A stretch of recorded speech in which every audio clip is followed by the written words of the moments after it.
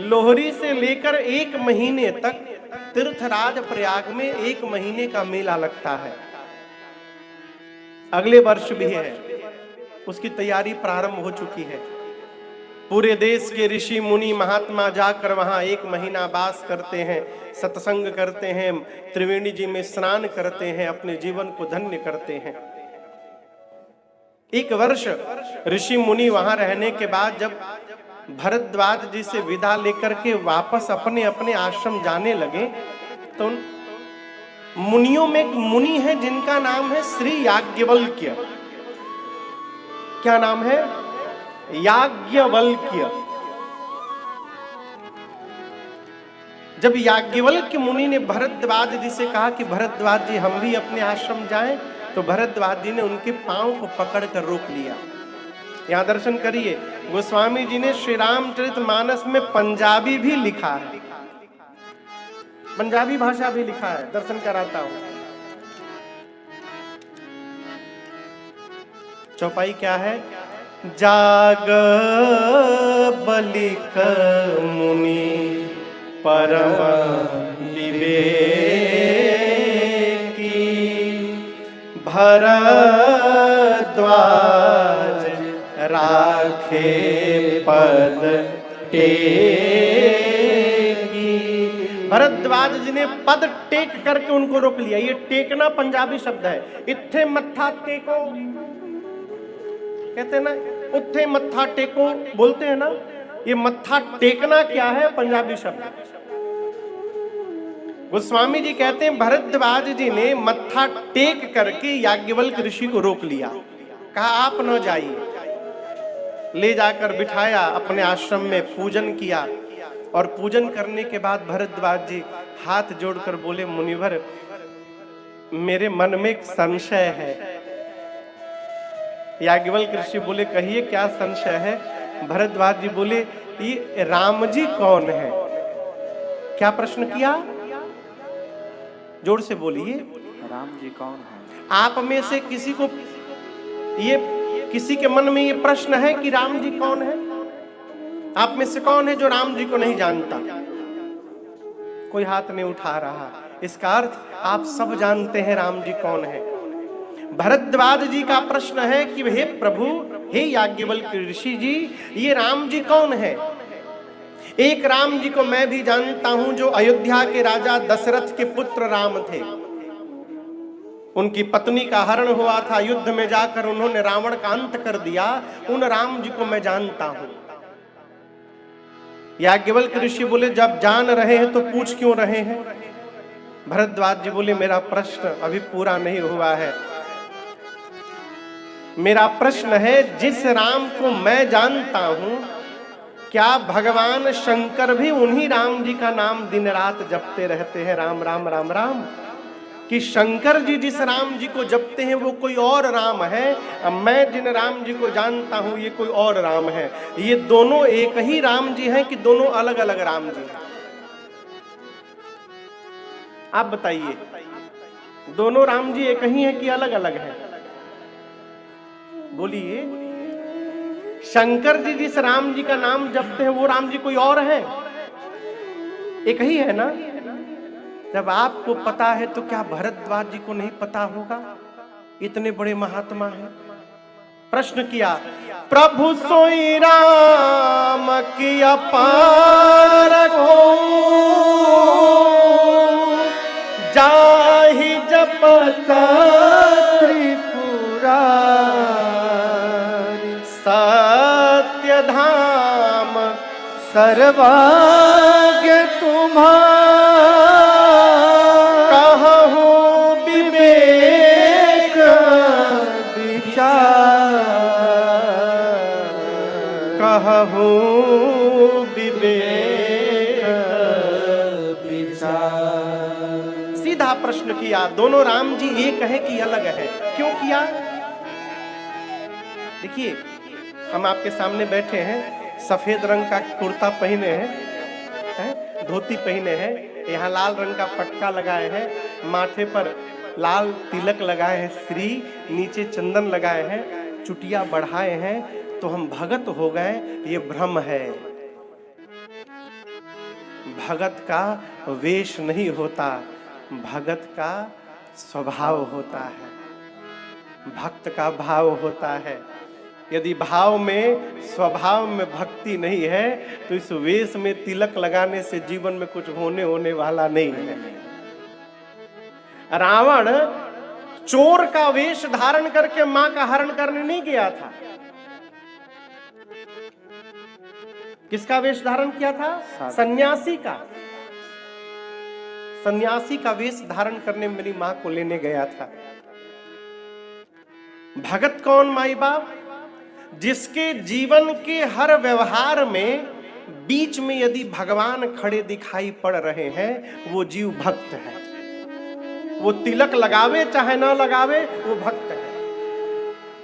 मैं आपको उदाहरण दे रहा हूं। माताएं घर में भोजन बना रही हैं, ठीक?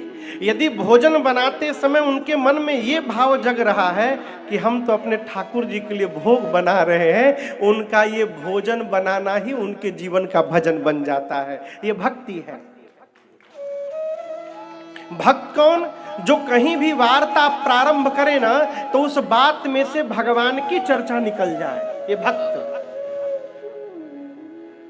हम ऐसे एक मैया को जानते हैं बंबई में, पूर्व कांग्रेस के महाराष्ट्र के अध्यक्ष अभी भी हैं वो, उनकी श्रीमती जी।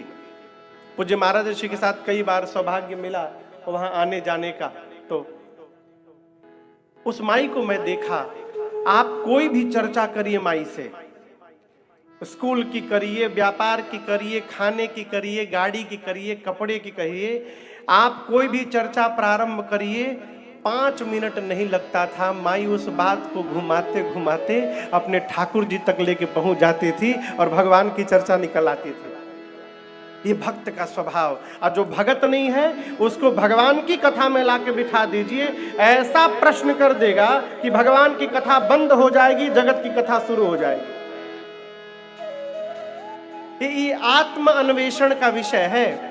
हमको स्वयं सोचना चाहिए कि हम जब बात करते हैं, हम जब चिंतन करते हैं, तो क्या उसमें कहीं भगवान खड़े हैं?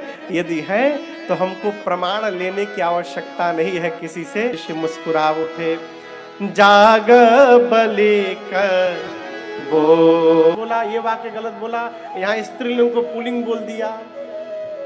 अब मैं क्यों बोल रहा हूँ? हमको एक बाबूजी मिले थे, वो 3 घंटा कथा सुनने के बाद डायरी पेन लाकर बोले, महाराज आज 4 घंटे में आपने 10 गलत शब्द बोल दिए। वो बकायदे लिस्ट बनाए थे। अब जब दिखाए तो हमको हंसी आ गई। बोले हंसे क्यों? हमने कहा बाबूजी वहां अमृत बह रहा था, आप अमृत छोड़कर ये गलती ढूंढने में 4 घंटा बर्बाद कर दिए अपना। हम क्या बोले आपको? कहीं भी जाइए ना, इसको रिक्त करिए। हमारे चाचा कहते हैं, बाबू अपने से विद्वान के आगे मूर्ख बन करके बैठना चाहिए। एक छोटी सी कथा आपको सुनाऊं। भगवान बुद्ध, गौतम बुद्ध जी आप जानते हैं ना।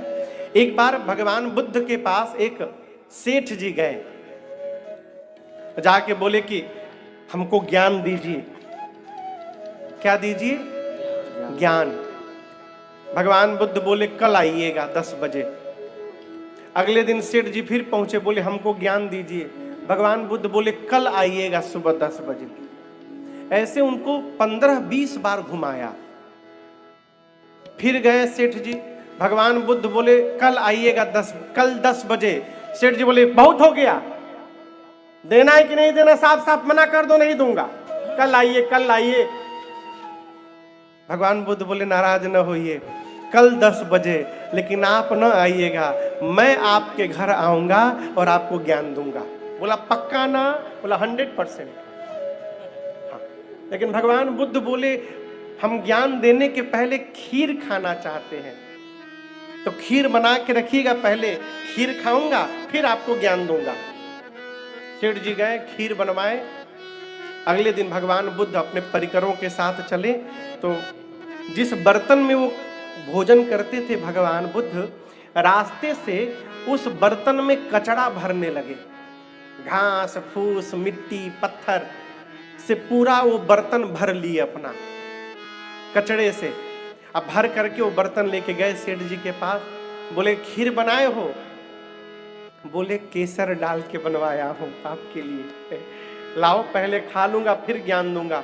खीर लेकर आए, उसी कचड़े वाले बर्तन को निकाल कर भगवान बुद्ध बोले इसी में डाल दो। सेठ जी मन में बोले किसी गलत आदमी से तो ज्ञान नहीं ले रहा हूं मैं, इस बर्तन में कचड़ा भरा हुआ है, इनको इतना भी ज्ञान नहीं कि कचड़े में खीर कैसे जाएगा। बोले अरे इसको खाली करिए। बोलते नहीं नहीं तुम इसी में डाल दो। अब सेठ जी बोले मैं इसमें नहीं डालूंगा। भगवान बुद्ध बोले इसी में खीर डालो, मैं इसी में भर के खाऊंगा। सेठ जी बोले आपको समझ में बात नहीं आती, इसमें कचड़ा भरा हुआ कैसे खीर डाल दूं? भगवान बुद्ध बोले यही तो तुमको समझ में नहीं आ रहा है, यही तो तुम नहीं समझ पा रहे हो। इस बर्तन में कचड़ा भरा है, तुम खीर नहीं डाल पा रहे हो, तुम्हारे दिमाग में कचड़ा भरा है, मैं ज्ञान कैसे डाल दूं उसमें? पहले उसको खाली करो। ये प्रसंग कहता है अपने से श्रेष्ठ के आगे नासमझ बनकर रहना चाहिए, विद्वान नहीं बनना चाहिए। याज्ञवल्क्य ऋषि मुस्कुराए, कहे भरद्वाज जी जैसे आपने पूछा है ना, उसी प्रकार एक बार पार्वती जी ने भी प्रश्न किया था। उस कथा को बाद में सुनाऊंगा। बीच में मैं आपको एक दूसरी कथा सुनाता हूं, और कथा को याज्ञवल्क्य मुनि लेकर के त्रेता युग में गए। कौन से युग में? त्रेता युग में। कितने युग हैं पता है? जोर से बोलिए। 4। सबसे पहला युग सतयुग, दूसरा अब 3 दुए बचा है कलयुग, तो जिए रहे हैं हम लोग। अब या तो त्रेता नहीं तो द्वापर, कौनो एक ठे बोलिए सही हो जाएगा, लही जाएगा। दूसरा युग त्रेता, तीसरा युग और चौथा कलयुग। गोस्वामी तुलसीदास जी कहते हैं याज्ञवल्क्य मुनि कथा को त्रेता युग में लेकर गए। आइए चौपाई गाते हैं। एक बार त्रेता जुग माहे, एक बार त्रेता जुग माहे, शंभु गए कुंभज ऋषि पाहे। शंभु गए कुंभज ऋषि पाहे, संग सती जग जननी भवानी। संग सती जग जननी भवानी, पूजे ऋषि अखिलेश्वर जाने, पूजे ऋषि अखिलेश्वर जाने, पूजे ऋषि अखिलेश्वर जाने, पूजे ऋषि अखिलेश्वर जाने। एक बार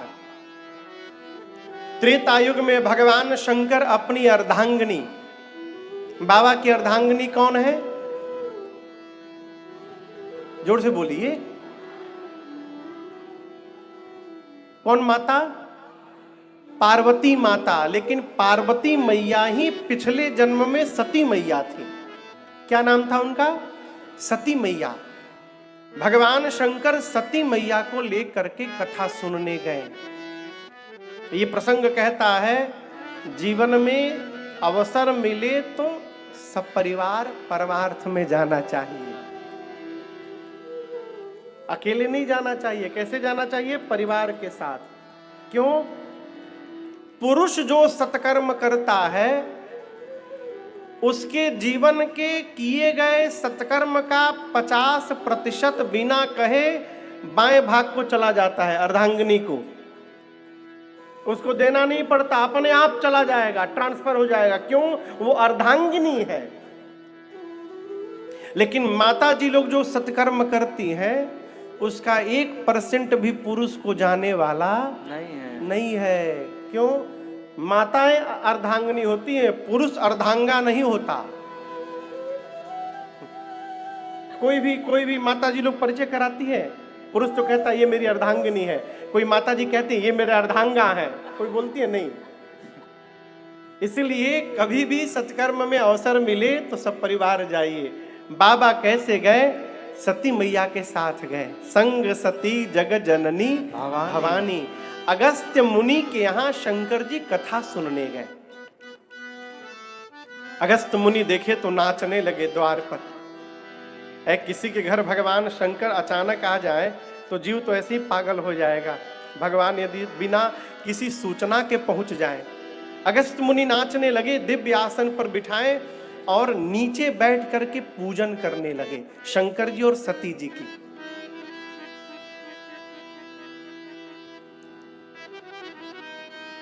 देखिए, जीवन में यदि कोई नीचे आपके बैठा है ना तो उसको कमजोर न समझिए। ये उसके जीवन का संस्कार है कि वो सामने वाले को अपने से बड़ा मान रहा है, इसलिए नीचे बैठा हुआ है।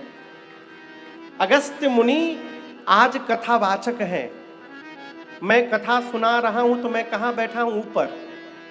आप सुनने वाले हैं तो आप कहां बैठे हैं? नीचे। लेकिन आज जो कथावाचक है वो नीचे बैठा हुआ है और श्रोता बनकर गए हैं भगवान शंकर सती मैया के साथ ऊपर बैठे हैं। सती मैया सोचने लगी ये कौन सी कथा सुनाएंगे, इनका ज्ञान हमारे ज्ञान से कम है, अभी छोटे हैं। अभी बाबा भी कहां कहां लेके चले आते हैं। पहले ही मन में संशय हो गया और परिणाम कथा भई 9 दिनों तक। सती जी बैठी रही पांडाल में लेकिन सुनी नहीं कथा। कथा किसने सुनी?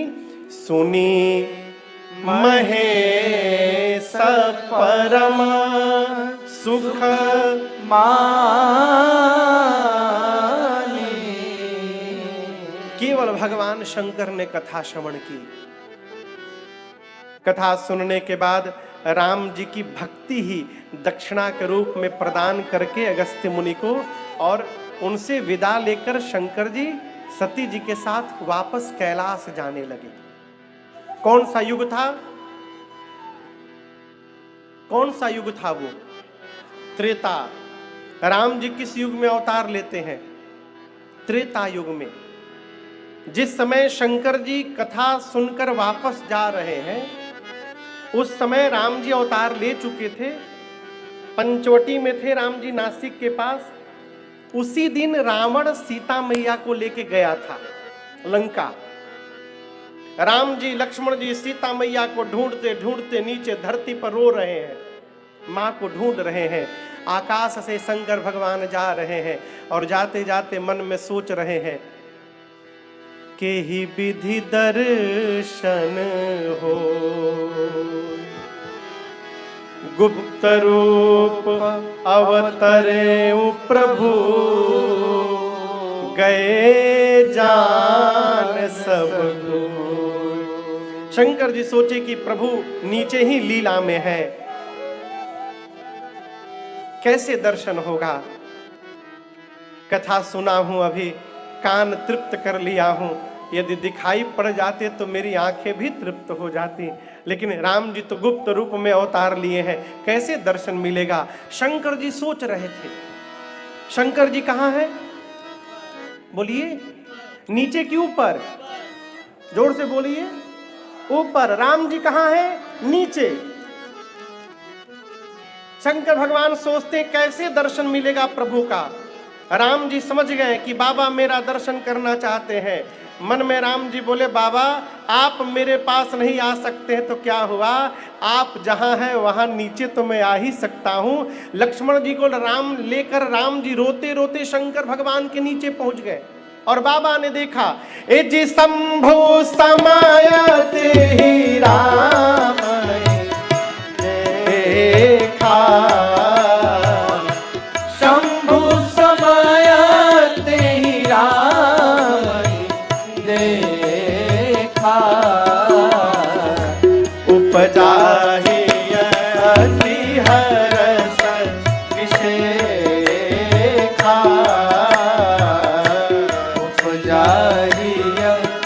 हरिहरस विशेखा बाबा भरी लोचन छवि सिंधु निहारी, भरी लोचन छवि सिंधु निहारी, कुसुमय जानी नकीन चिन्हारी, कुसुमय जानी नकीन चिन्हारी, जय सच्चिदानंद जग पावन, जय सच्चिदानंद जग पावन, हस कहि चले मनोज नसावन, हस कहि चले मनोज नसावन, हस कहि चले मनोज नसावन।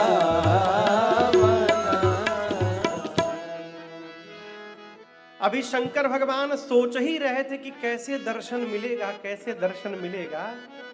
तब तक भगवान श्री राम लक्ष्मण जी के साथ रोते रोते मां को ढूंढ रहे थे। रोते रोते शंकर भगवान के नीचे आ गए और जैसे बाबा ने भगवान को देखा, राम जी को, बाबा गदगद हो गए। डमरू निकाल कर बजाकर शंकर भगवान नाचने लगे और बोले, बोलिए सच्चिदानंद भगवान की जय। अब यहां पर एक प्रश्न है। शंकर भगवान राम जी को प्राण के समान प्रेम करते हैं, शिव प्राणा। आप जिसको प्राण के समान प्रेम करते हैं और वो यदि रोता हुआ दिखाई पड़ेगा आपको, तो आप नाचिएगा। मैं पूछ रहा हूं, यदि जिसको आप बहुत प्रेम करें और वो आपको रोता हुआ दिखाई पड़ जाए, तो आप उसको रोते हुए देख करके नाचिएगा? कोई नहीं नाचेगा, आप भी दुखी हो जाइएगा। लेकिन आज बाबा गदगद हो गए। जानते हैं क्यों? शंकर भगवान समझ रहे हैं कि ये प्रभु की लीला चल रही है। शंकर जी सोचे कि मैया का हरण हो गया, यानी राम जी अब जटायु जी से मिलेंगे, शबरी जी से मिलेंगे और शबरी जी से मिलकर आगे चलकर सुग्रीव जी से मिलेंगे। और जैसे सुग्रीव जी के पास पहुंचेंगे, मैं हनुमान बन करके प्रभु की शरण में पहुंच जाऊंगा। शंकर भगवान मन में सोचे, आज राम जी के पास जाने वाला दिन आ गया है। इसकी कल्पना करके बाबा गदगद हो गए और बोले, हे सच्चिदानंद भगवान आपकी जय हो, जय हो। जय जयकार करके सती मैया के साथ आगे बढ़ गए। अब आप बताइए, पति किसी को प्रणाम करे तो पत्नी को पूछना चाहिए कि हम करें कि ना करें? पूछना चाहिए? हाँ, पति किसी को ऐसे प्रणाम कर रहा है तो पत्नी को पूछना चाहिए कि हम करें कि ना करें। पूछना चाहिए कि पत्नी को प्रणाम करना चाहिए। आज का बात नहीं बता रहा हूं मैं, पहले की बात कर रहा हूं।